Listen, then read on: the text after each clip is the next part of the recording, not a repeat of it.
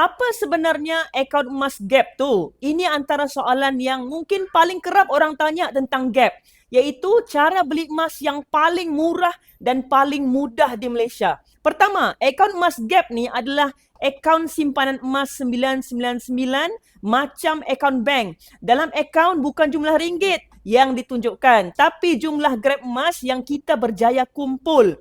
Yang kedua, kita boleh mulakan serendah RM100. Dengan 100 ni, kita boleh mula menabung emas sedikit demi sedikit. Yang ketiga, emas dalam akaun Gap kita tu boleh dikeluarkan menjadi emas fizikal, contohnya macam ni, ataupun item-item besar macam ni. Semua ni saya boleh keluarkan terus daripada akaun Gap saya sendiri. Best kan? Yang keempat, tiada charge simpanan ataupun yuran tahunan. Simpan emas dalam akaun Gap 1 tahun ke 5 tahun, 10 tahun tetap percuma. Yang kelima, terbuka untuk semua peringkat umur. Kalau anda ada IC ataupun untuk bawah 18 tahun, kalau ada MyKid, terus boleh buka akaun Gap. Yang keenam, boleh beli, jual, pajak dan keluarkan emas 24 hours. Semua urusan boleh dilakukan bila-bila masa secara online sahaja melalui akaun Gap. Tak payah cari parking.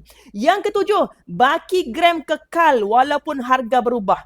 Harga emas bergerak naik turun tapi jumlah gram emas dalam akaun Gap tidak berubah. Sebab apa? Gap simpan gram bukan ringgit.